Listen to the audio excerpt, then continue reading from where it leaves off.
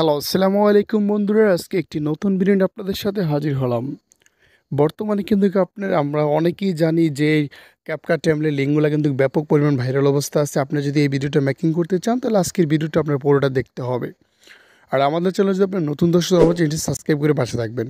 তো এই লিঙ্কটা কোথায় পাবেন? আমার ভিডিও ডেসক্রিপশন বক্সে এইটা টিকটকের একটা লিঙ্ক দেওয়া আছে। আপনি ওই লিঙ্কে ক্লিক করলে আপনাকে যে কোনো একটা ব্রাউজারে নিয়ে যাবে। তো অবশ্যই কিন্তু আপনার টিকটক অ্যাপসটা থাকতে হবে, যদি না থাকে ইনস্টল করে নেবেন। তো আমি এখান থেকে গুগল ক্রোম ব্রাউজারটা ইউজ করতেছি।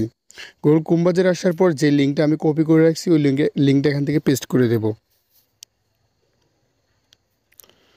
তো আমাদের সামনে এরকম একটা ইন্টারফেস চলে আসবে। আপনি এখানে এইদিকে আসলে এখানে আপনি ক্রস করে ক্লিক করবেন।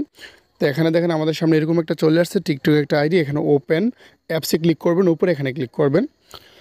তো আপনাকে ডাইরেক্টলি টিকটক অ্যাপসের ভিতরে নিয়ে যাবে। এদিকে আসার পর একটু নিচের দিকে লক্ষ্য করলে দেখতে পারবেন ক্যাপকাট, এই যে লেখাটা আছে টেমপ্লেট লোগো শো, এখানে ক্লিক করবেন।